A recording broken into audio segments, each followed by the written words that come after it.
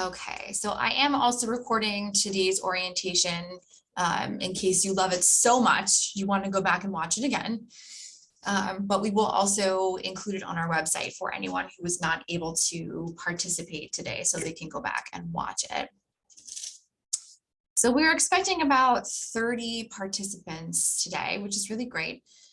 So again, I mentioned at the beginning, we're using an additional platform to make this orientation more interactive, because obviously that's more fun for you than me just talking at you for an hour. So the platform that we are using is called Menti. So you can either do this on your phone, or you can just open up another tab in your browser if you're on your computer. The website is menti.com. It is also in the chat, thanks to Talia. So you will go to menti.com, and then the code that you need is 1513-2895. And by doing that, you'll be able to participate in the poll.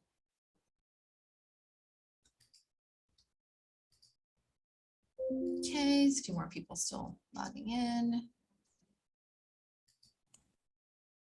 I will do my best to make sure that we finish within an hour. It is kind of a lot of information to go through, but all very important. Please make sure that you keep your microphone muted. All right. So it's 12:04. I do want to go ahead and get started soon. I think everyone has been admitted. Meeting room. Nope, someone else is just logging in.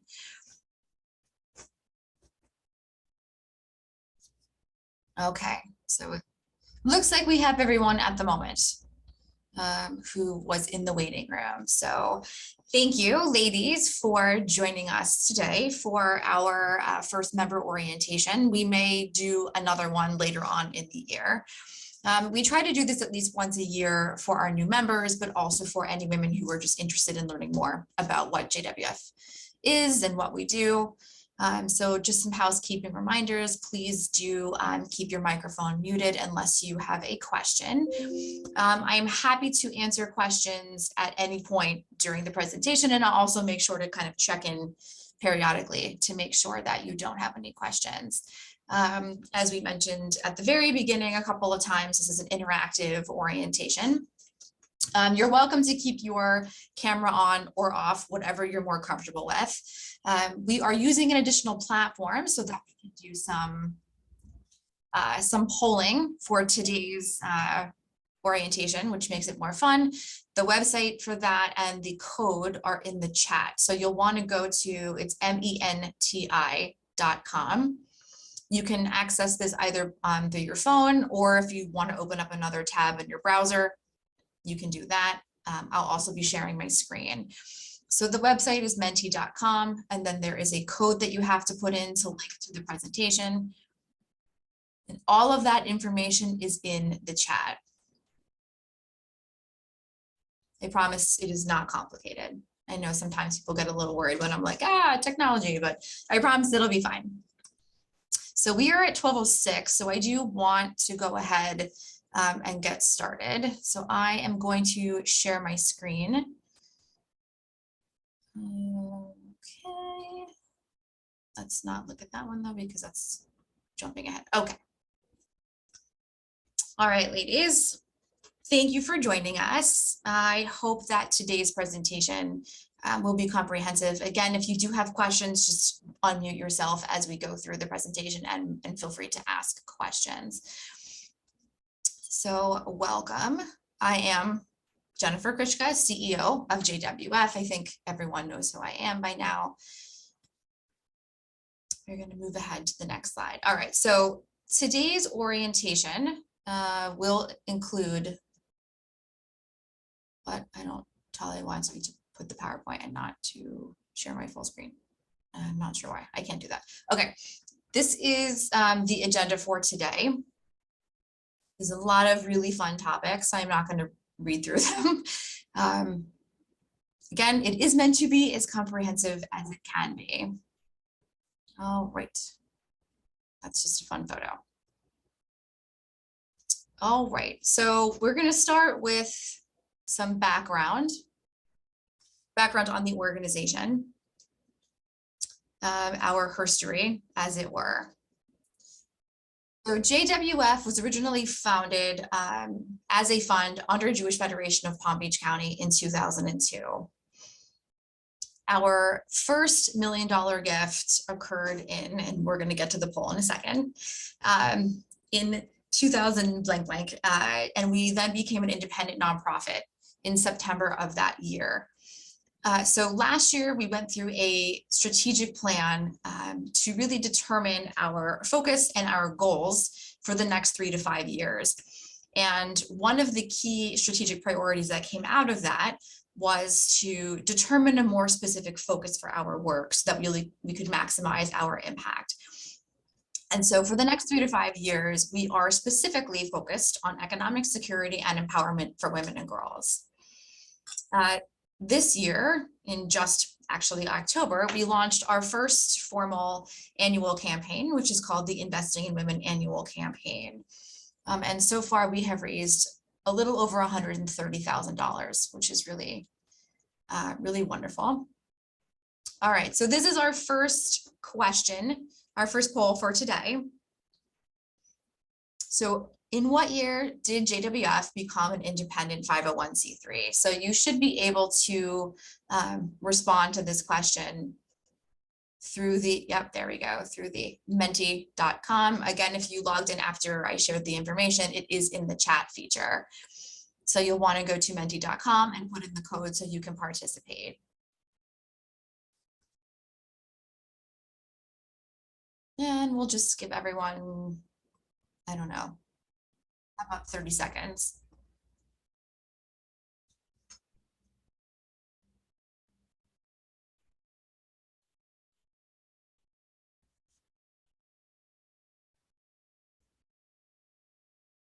Okay, so the website is menti, menti.com. Oh, and you can see the code at the top of the slide. It's 1513-2895.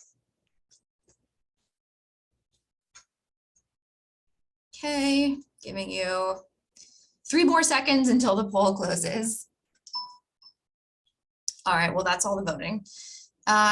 So yes, the highest selected answer is the correct one. JWF did become an independent 501c3 nonprofit in 2014. All right, moving on to our next slide. So this is just some basic information about the organization.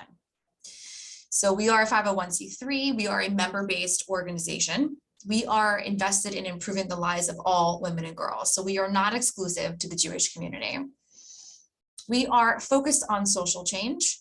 So we are not a service provider, nor do we fund direct service projects. And I will get into social change in a little while. JWF is also entirely funded by individual donors. We don't receive grants. We don't receive funding from any larger organizations. We are entirely funded by both membership and then, of course, campaign gifts. So we are not a giving circle. We are not a traditional foundation. I think when most people think of a foundation, they tend to think about an organization that is funding grants in the community. So we are not exclusively focused on grant making. Again, we are not a direct service funder or provider, and we are not like any other organization in the community. This is our mission and vision, which was also slightly refined last year during our strategic planning process. I will not read that to you. You will see it many, many, many times if you attend any of our events. But again, it really just focuses that we are here for all women and girls. All right, the Jwf Board and Staff. So who are we? Okay, obviously that is me. Talia Lerman, who joined our staff in June of this year, is our Chief Program Officer. She is responsible for overseeing all things related to our grant making process, as well as our educational programs, advocacy work, and and really any of our events. And then we have Jackie Shapiro Iglesias. If you call the main line, Jackie will be the woman that you speak with. So she is our Director of Finance and Operations. She has been with us for, Jackie, I want to say 3 years, or almost 3 years. We have a really wonderful team. We're actually in the process of hiring a development associate. So I hope by sometime early next year, we will have a 4th staff person. Okay. So these are our current officers. I'm going to have them just like pop on and say hello so that everyone can kind of get a feel for their wonderful face. So Dina, if you're on, can you just like pop on for a second and just say hi? No, is that not possible? Do I have to unmute you? I don't, I'm not sure where Dina is. Okay, well, Denise should be on. No, there she is. Thank you, Denise. Hi. It's so nice to see everybody. This is such a great group. This is so exciting. Thank you, Denise. So she is, as you can see, our vice chair. Alana, I know, is not able to be in the orientation today. She just had a baby a couple of weeks ago. So she's a little bit busy with all the babies in her house. Lori Winston, who I know is here somewhere. Here I am. Hi, Lori. Thanks for popping in. I know you're busy with your grandkids. I'm only 1,000 miles away, but on Sunday I will be back down there hopefully for the season. So I'm looking forward to seeing everybody in person. Yes, thank you, Lori. We'll see you next week at the Wednesday for sure. Season kickoff. Oh, I see Dina popped on. Hi, Dina. Yeah, I finally figured out all my buttons with the screen. I was having trouble. Anyway, hello everybody. I'm really glad you're here, and I'm excited that you're going to hear all about the good things that we do and the change we're trying to make. Thank you, Dina. Now we have to figure out how to turn it all off. Well, I can mute you. Oh, there we go. I muted you. All right, and Helene, I know that you're here because I also saw your lovely face somewhere. Nope, there you are, Helene. You have to just, unmute yourself for a second and say hello. Yeah, I did. I unmuted myself, but I don't see me. Oh, I see you. It's because there's so many people that are on screen, but okay. Hello, everybody. I'm excited about this. I think it's a really good thing to do for everyone, including new people. Thank you, Helene. So yes, Helene is our chair-elect. Very exciting. Showcasing her beautiful JWF tote bag in the background, which can be purchased on our JWF online boutique. All right, so then we are also going to move into the rest of these wonderful women who are our board members. So our board of directors is installed every May at the annual meeting, which is also our last member luncheon meeting of the season. So Amy, I saw that you're here somewhere. If you want to pop on so everyone can see your face for a second. Or not, I don't know. You'd have to unmute yourself in order to come up on the screen. Otherwise, it's just all the lovely faces. Ellen Falk, I don't know. Ellen, are you here to say hello to everybody? Maybe not. Diane, Sue, I know Sue is. Yep, Sue, I see you walking around. So you have to unmute yourself though, because otherwise we can't hear you. Oh, there you are. Hello, everybody. Yes. Hi, Sue. Thanks for joining us. Thank you. Thank you. It's good to be here. So Sue joined our board in May. Vivian Lieberman, of course, has been involved with us for a very long time. She's our immediate past chair. Cindy Pollock, I know you're definitely here because you logged on. Hi. There we go. That's Cindy. So Cindy actually be involved. Yes, we're happy to have you. So Cindy actually just joined our board within the last couple of weeks. So we're very excited to have her. Liz Reitman, I don't know if she's logged in or not. Phyllis, Karen, Lauren, I don't know, but certainly you have the opportunity to meet all of these wonderful women next Wednesday at our season kickoff luncheon meeting at table 26. Make sure you register if you haven't registered already. All right, moving along. Okay, so this is a hot topic. I'm answering this question often about what is social change, how does this make JWF different from other organizations in the community? So this is a pretty comprehensive definition of what social change is. So another way maybe to think about it that's helpful is to think about social change as systemic change. So that is what we are focused on. We are looking to change institutions, policy, things like that. So I included some examples of some social change that would be familiar with you. Gay marriage, of course, the legalization of marijuana, at least on a state by state basis, civil rights, women's suffrage, all of these are really great examples of social change. And so often when we are talking about social change, we are talking about social change sort of juxtaposed, I guess, to direct service. And so we are not a direct service provider, nor do we fund direct service projects. So like, for example, like a homeless shelter would be a type of direct service that JWF would not be funding. We would fund an educational program to teach boys about healthy relationships to prevent them from becoming abusers later on in life, but not, let's say, a domestic violence shelter. So that's kind of I think, a good example of distinguishing those two. All right, so now we have our next fun polling question. So which of these is an example of social change? Now I'll go ahead and give you about 20 seconds or so.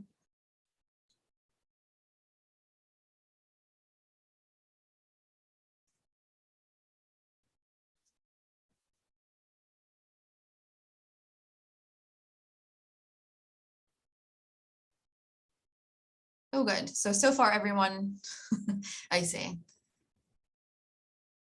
Yeah, 13 people have voted so far. All right, so you have a few more seconds before the voting closes. All right. Well, good job, ladies, because everyone selected the correct response. Lobbying statewide elected officials to pass a gender wage equity bill would be an example of social change, which is not to say that direct service isn't important, because it absolutely is. It's just not what we in particular focus on.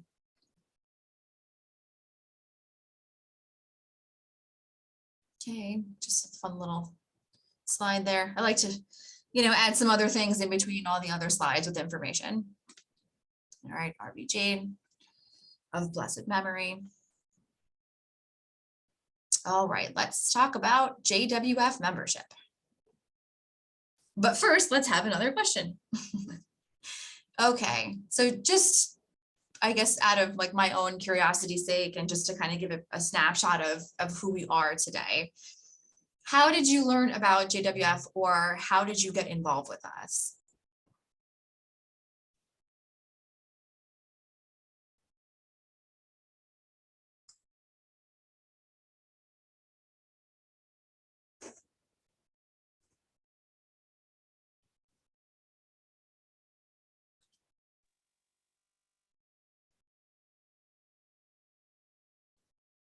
Interesting, interesting. I should have included some options for other. I'm curious to know what the other way would be, if not the options that we listed in the poll. So far, most people have gotten involved with us, as you can see. I guess because of a friend or, someone that they knew introduced them to us. Social media, member of JWF in another city. Excellent. Okay. And then other. All right. So let's talk some details about membership. Oh, I see. Okay, Liz, thank you. That helps. So we do have a few women who are participating today in the orientation who are from the Jewish Women's Funding Network, which I will also talk about in a few slides. All right, so trustee membership. So we have two types of membership currently, trustee membership and what we call GEM membership. So trustee membership, you can see pledges can be paid annually, monthly. You can always upgrade your membership if you choose to do that. So these are the 4 different types of trustee membership that we have. So there's the young woman trustee, which is 40 years or younger. Well, I guess we call our general trustee, which is over 40. And so you can see the breakdown. So it is a 3-year commitment. A few years ago, it used to be a 5-year commitment. And then we decided that 5 years was just a really long time to ask a lot of women to try to make a commitment in their life. And so we scaled it back to 3 years, which I think has been working pretty well for us. So the young woman trustee is $1,000 a year, or the $3,000, payable over 3 years. Many of our members do opt to pay monthly, just because it is easier. It's an automatic credit card payment, and then you don't have to think about it.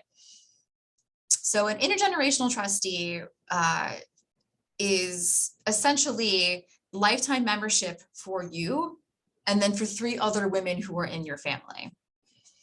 And then, of course, lifetime trustee is exactly what it sounds like. You're a trustee forever. And again, you can upgrade into lifetime or intergen if that's something that you choose. So essentially, we take all of the membership that you've paid and just deduct that from whatever the upgrade cost is. Okay. And here are some wonderful benefits of being a trustee. A lot of you will see photos of yourselves throughout the slideshow. All right, trustee benefits. So some of these benefits are actually newer.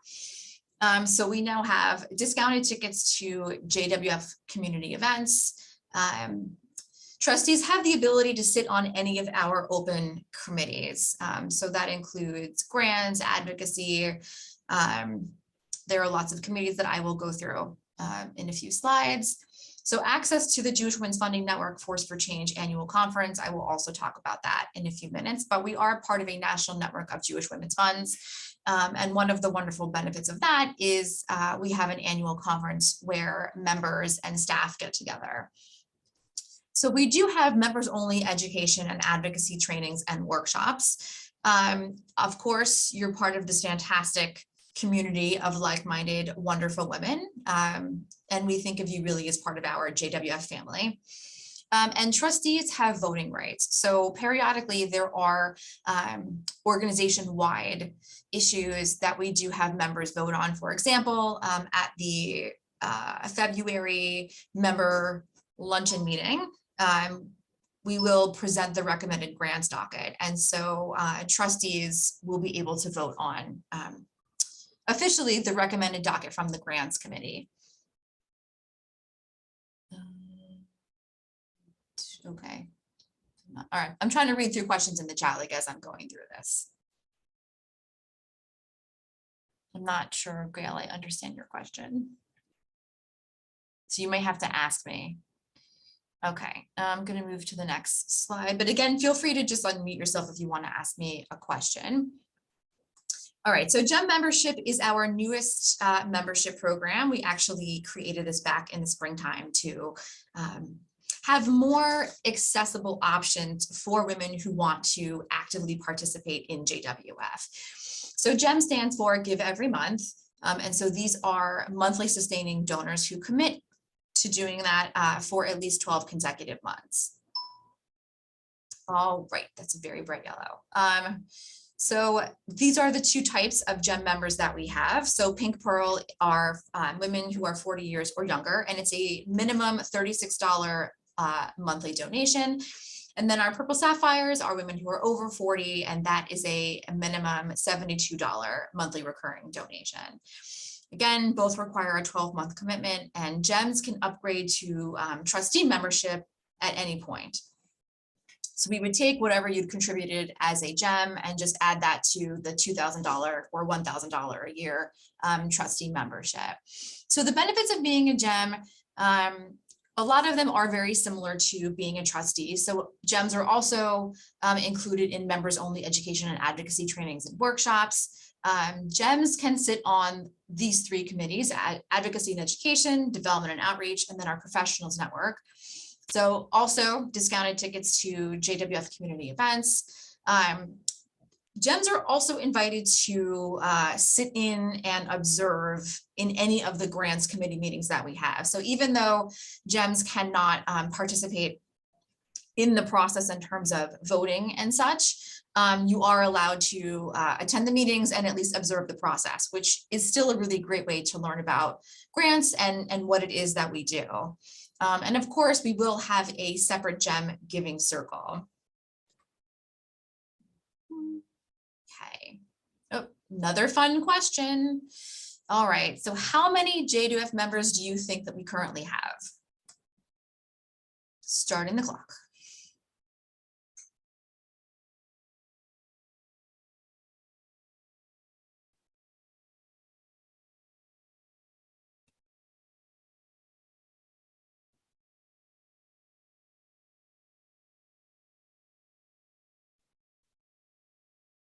Okay, see the votes are coming in.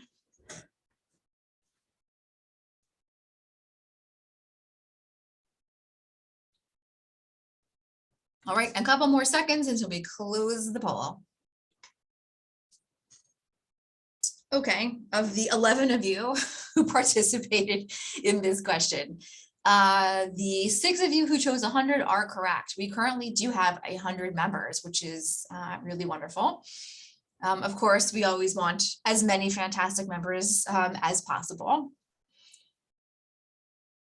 Okay, let's get into the committee process. All right, we have lots of committees for you to participate on. And again, membership is, really individual. You can be as active as you would like to be. There's no pressure, to participate in more committees than you want to.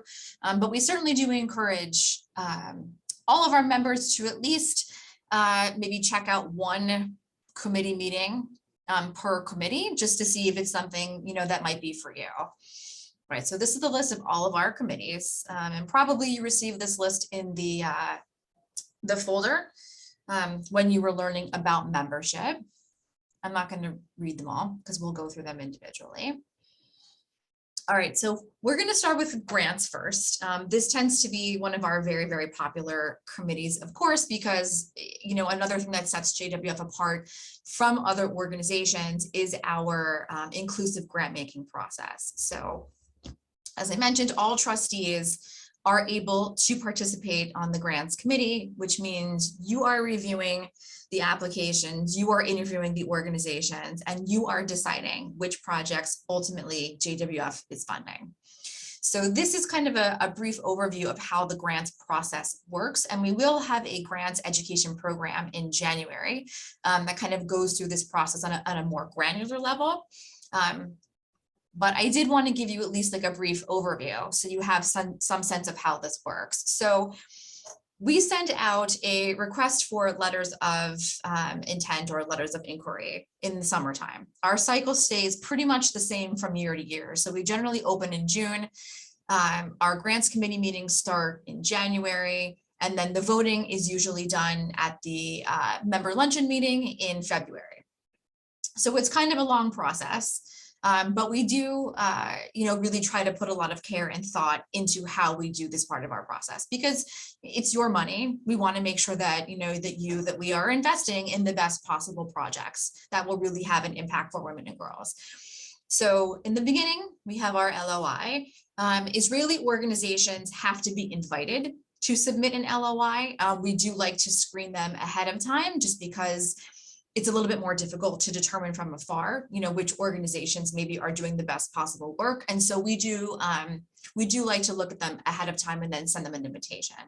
A lot of our grant making is done in a proactive way in that Talia does research organizations that are doing excellent work now in the economic security and empowerment space, and reaches out to develop a relationship with them and invites them, to apply to our process. So organizations based in the United States don't have to be invited, but because we're trying to get basically the best of the best, we do try to research that up front. So then we sent out the invitation to apply. So essentially between these two steps, once we receive all of the LOIs, the staff and the grants chairs review that information and decide which organizations they want to submit a full application. Then we move over to the receiving applications. And so all of the organizations are required to send us a written application as well as a 2 to 3 minute video. And the video was added several years ago because some organizations are small and they have a very small staff and they don't really have, let's say, a professional grant writer. And so we want to give them the opportunity to be able to talk about the project and to talk about who they are, which sometimes gives us a better sense of the project and a better sense of the organization. So the review applications and videos. All right, so once this project is done and we receive all of the applications, that's when the grants committee gets together. All of the grants committee members receive the applications and videos in advance. And then at the grants committee meetings, they will rewatch all of the videos that they submitted. There is a scorecard that we use. And so the committee members use the scorecard to try to evaluate the strength of the organization and requests based on, these specific categories, which really just helps to make sure that everything that we're funding is aligned with our mission and that we're kind of staying on topic. Then they also will interview all of the applicants during the grants committee meetings. And then ultimately they will narrow it down to which projects they feel are the strongest. We put together the recommended docket for trustees to review at the February meeting. So that is the overview of the grants process. All right, let's answer another fun question. So to date, how much money do you think we have given away to support in grants? And I would love for everyone to participate in the poll if they can. Okay, putting the clock on.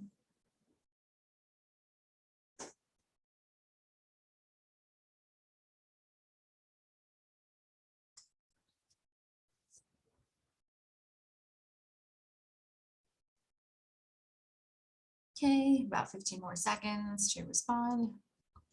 If you have no idea, just go ahead and make a guess. It doesn't, I'm not grading you.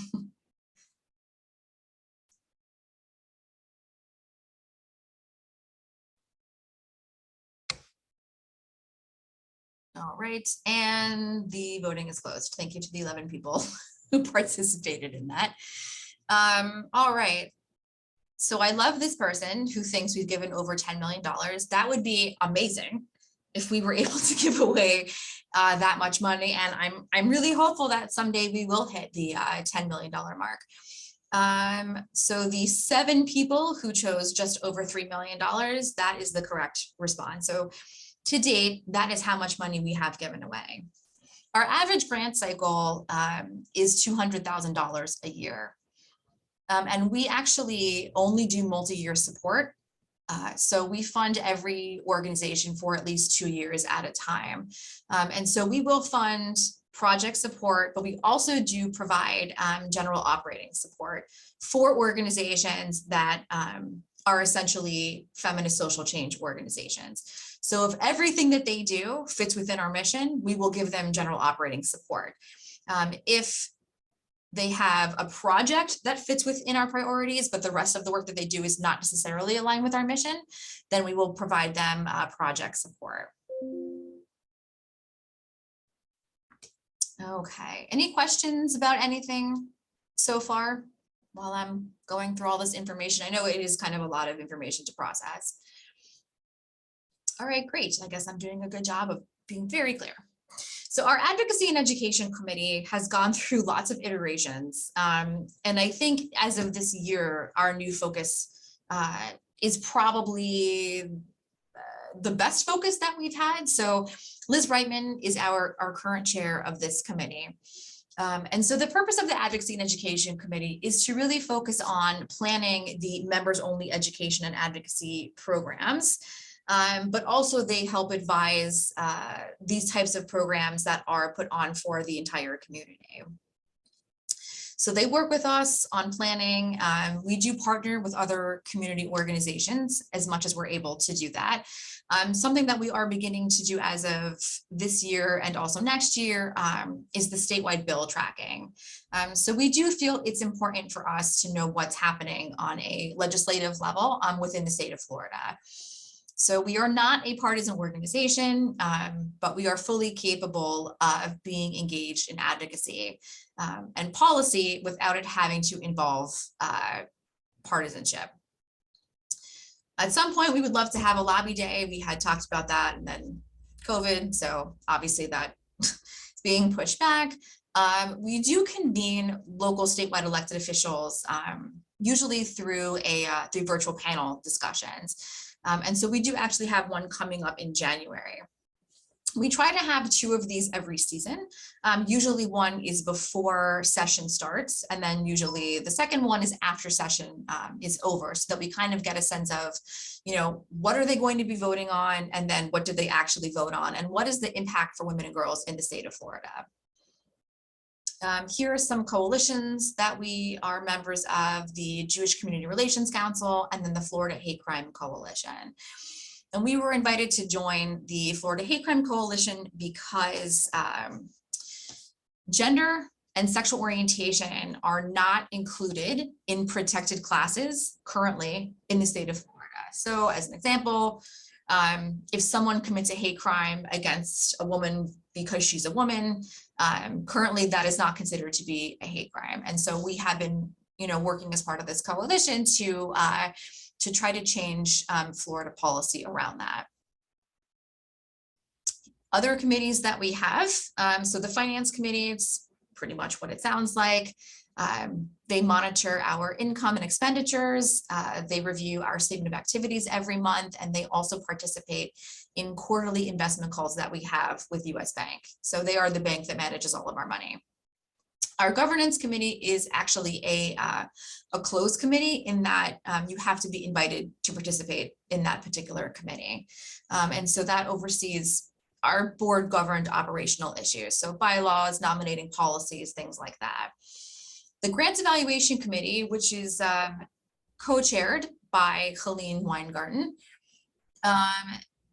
is basically a subcommittee of the Grants Committee. So in order to be on this committee, you actually have to be on the Grants Committee. And their job is to maintain a relationship with all of the current grantees, to receive updates, to be there as a resource for the grantees, and really just to strengthen the relationship that we have with them, because we do really try to be partners with our grantees as much as possible. So it's not like a transactional relationship. We want to do everything that we can to ensure the success of the organization around the project that we're funding. Okay, development and outreach helps to support our resource development. It's a really, really important committee. If that's something that, if you're interested in joining any of these committees, certainly be in touch with one of the staff. We always need people to join development and outreach. It's not asking people for money, I promise. Everybody's always afraid to think of the word development and fundraising, but that's really not what we ask the committee members to do. A lot of that is helping to connect us to other women in the community who may also want to engage with our work. The Professionals Network, which is chaired by Phyllis Schuster, is focused on supporting women in our local community from a professional perspective, right? So we want to make sure that women business owners and professionals are successful and economically secure. So we do have, generally speaking, about one Professionals Network event a month. They tend to be either happy hours or breakfasts. Sometimes they're educational, sometimes they're social and networking in nature. All right, moving on to this specific slide. So you can see we do try to have events, like I said, once a month. COVID, again, ruined everything. But we have started ramping up again with this particular group. So if you are interested, let us know. We do actually have a separate listserv for the Professionals Network where women can post they're looking for a job, they're hiring, they need advice on something. This committee has been really wonderful, I think, in terms of the networking, and the women in the group have made some great connections and have done business together. So it's been really wonderful. All right, Next Gen Leadership Development Program. So a lot of people don't know that we run 2 of our own leadership development programs. So the first program is called No Small Change. As you can see in the photo, it is for teens. It is a co-ed program. So this program is open to Jewish high school students. The programs are structured similarly in that we meet with both groups once a month. The goal is to talk about using a gender lens to really help the participants develop leadership skills and to feel confident. They learn about fundraising, and both YLS and No Small Change have a giving circle component. And the reason why we decided to have that as part of the program is because at JWF, we view philanthropy as a type of leadership. And the best way we feel to learn the importance of that is to actually engage in philanthropy. So the teens have to fundraise at least $250 to put towards the grant making. And then the women in YLS contribute $250 as well for their grant making. And they collectively decide where they want their money to go. Both programs have been running for about 6 years. We are actually taking applications for YLS. So if you're interested, if you know anyone that might benefit from being in the program, there's info on the website, but of course, talk to me. I'm happy to give you details.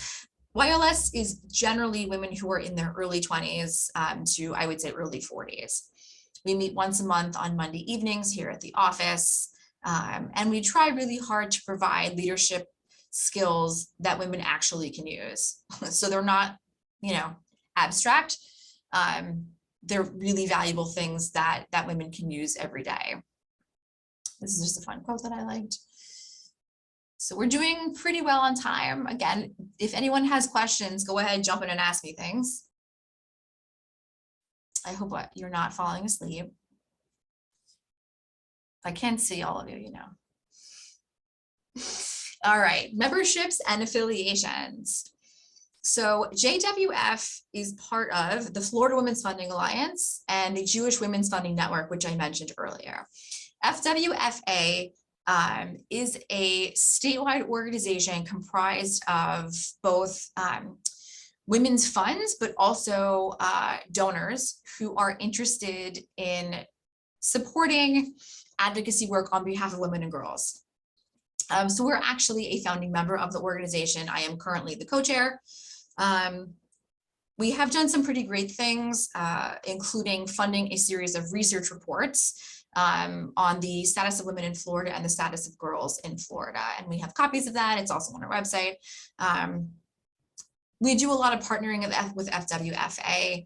The Jewish Women's Funding Network, like I mentioned, national network comprised of different Jewish women's funds from across the state. And then there's also a representative from Israel. It provides a lot of support for the professionals, and it's kind of an evolving organization. Like I mentioned, we do have an annual conference, which, assuming we don't go through another apocalypse this coming year, Force for Change will be held in Fort Lauderdale. We're very excited to be the host state this year. And it's just such a wonderful opportunity for the professionals to meet each other, for members of each of the funds to get to meet each other in person and to talk about what we do, best practices. We have lots of great speakers and panels, so I will keep you posted, but hopefully that will be taking place in probably the beginning of May, I believe is the tentative timeframe for right now. And then another really excellent part of being part of JWFN is the collaborative work that we do with the other funds. So previously, the funds have contributed, I don't know, X number of dollars, and we've actually done collaborative grant making. So far, all of the projects we funded have been in Israel, but that's not to say that we could be funding something in the United States. And we are currently talking about some kind of a collaborative advocacy project. So what's so amazing about that is just that we are amplifying our impact because there's so many of us across the US who are doing this together. All right, let's talk about money. Yay, everyone's favorite thing to talk about. All right, so we try to be very transparent about our financials. That's important to me as CEO, that our members understand how we're funded, how we spend our money. If you're interested ever in looking at our financials, you can certainly ask us for them. So this is our most recent statement of activities, which you can see is from October. It usually takes about the first week of the month to close everything out, which is why you're not looking at the November statement. So you can see these are our basic revenue streams, the annual campaign, trustee memberships, programs, which means, events that we have where we charge a fee, generate income for us.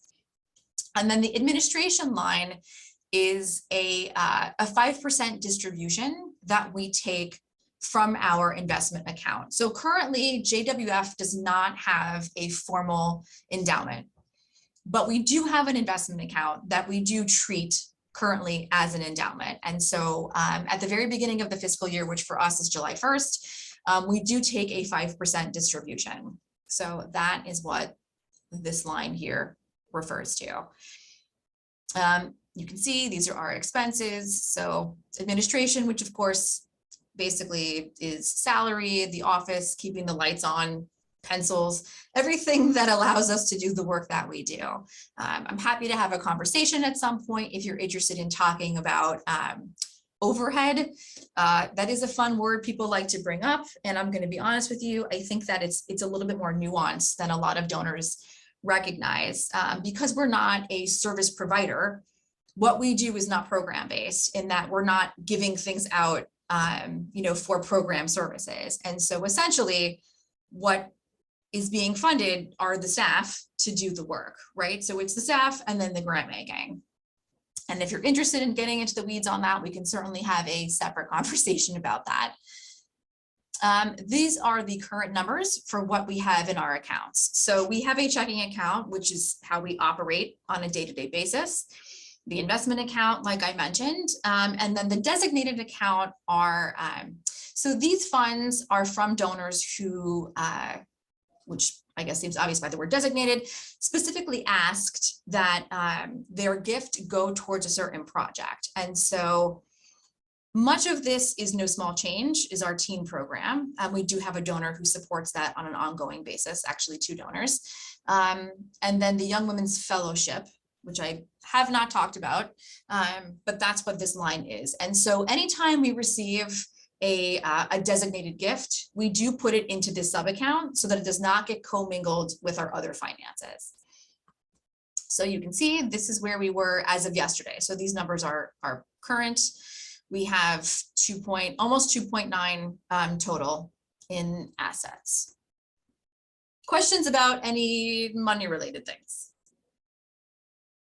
Okay. We're doing pretty well on time, I promise, because we're getting towards the end. All right, so helping us sustain and grow our work. Obviously, you love what JWF does and is, otherwise you would not be here and would not be a member. So we're hoping that you love it so much that you want to bring in other women who will also love it just as much as you do. So these are some suggestions on ways that we would love for you to help us and to help the organization grow. I will not read them.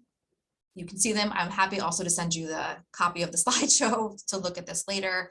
But just some things to think about. The social media piece is super helpful if you're on Facebook or Twitter or Instagram. I think we have an Instagram account. You see our posts, please share them, invite people to events. This really does make a big difference. All right, and we're getting close to the end. All right, so this is basically the last slide. So here are some upcoming events I just wanted to remind everyone about. Next week, we have our season kickoff member luncheon meeting. We're very excited to be together in person, to see all of your lovely faces. to enjoy some delicious food courtesy of Table 26. All of our member luncheon meetings, of which there are 3 every season, are held at Table 26 in West Palm Beach. The owners actually underwrite the luncheons for us. So the $50 couvert that we charge really is a fundraising stream for us, which is just a very helpful way for us to bring in additional money for the organization. You're welcome to bring friends if there are women that you think would like to learn more about us. The luncheons are a great way to do that. We always include some kind of educational component in the luncheon meetings. So a lot of the time we do have a grantee that comes in and talks about the work that they're doing and the project that we're funding. That is the case for next week. We have PACE Center for Girls, who will be there, the executive director, as well as one of the PACE girls who has graduated. 1214 is our next Money Mavens session. This one is focused on budget and savings. You should have seen a copy of the schedule for that. So that is a new financial management and literacy workshop series that we created to help women in our community have a better grasp of finances and therefore to be more control of their life in general. We have not advertised this yet, but we actually, as of now, are going to be offering all of the sessions for free.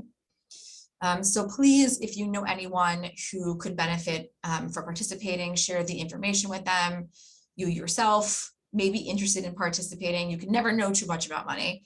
And each of the sessions is designed to be progressively more sophisticated. So if you have a great sense of budget and savings, wonderful.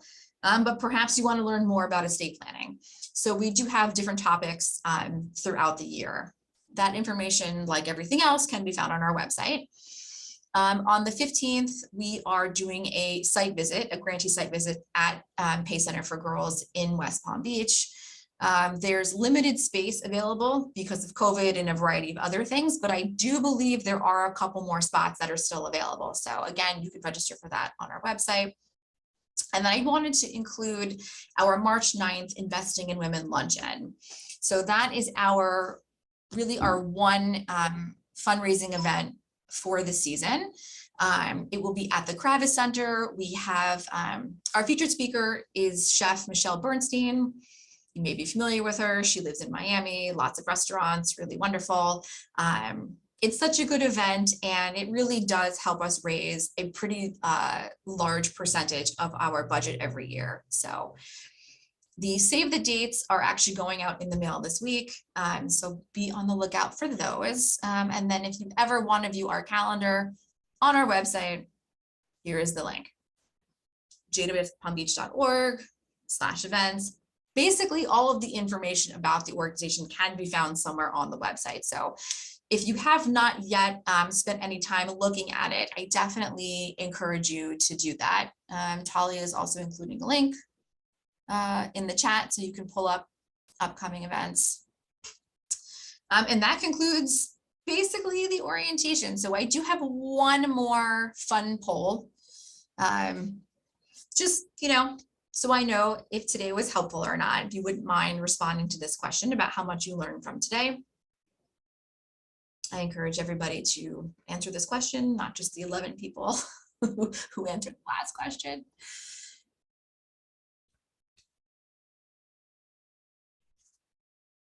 Good, glad to see some people learned some things today. If you have questions about anything and you would rather just reach out to me privately, I think you know how to reach me. My cell phone is in my signature. You can email me, you can text me. I respond to basically every form of communication possible. The staff is always here to answer questions, to make recommendations, to be a resource for really whatever it is that you might need.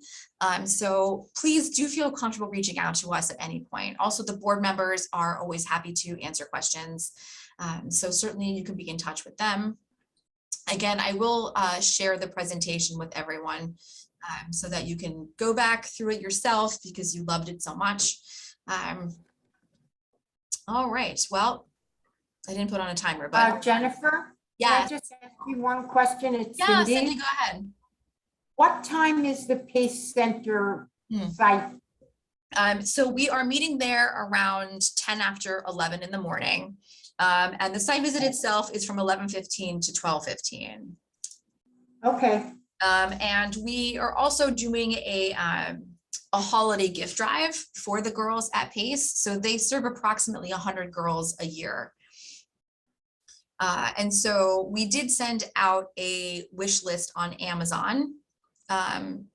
So we have a lot of our members, which I appreciate, have already purchased gifts and sent them over to PACE. But if you're interested in participating, I'm sure there are still items that need to be purchased. I will send out the link for the registry when we send the follow-up email with a copy of the presentation. So if there are no other questions, thank you, Cindy. If anyone else has questions, we have 2 minutes until 1 o'clock.